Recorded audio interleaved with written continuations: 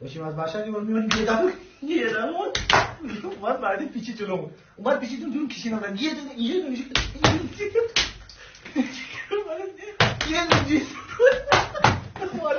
معمولی گرفتم راحت رسیدیم به دست اندازه اگه داشتیم اما میرفتیم که خیلی سرعت زیاد شد یه سرعت زیاد شد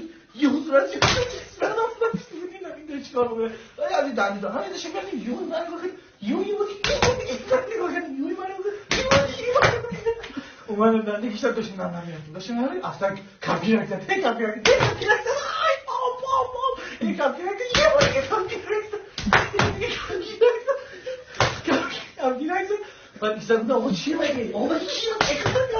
من چیکار کردم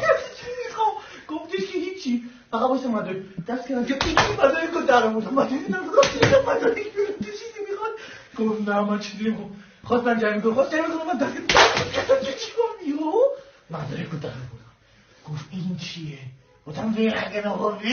یه دفعه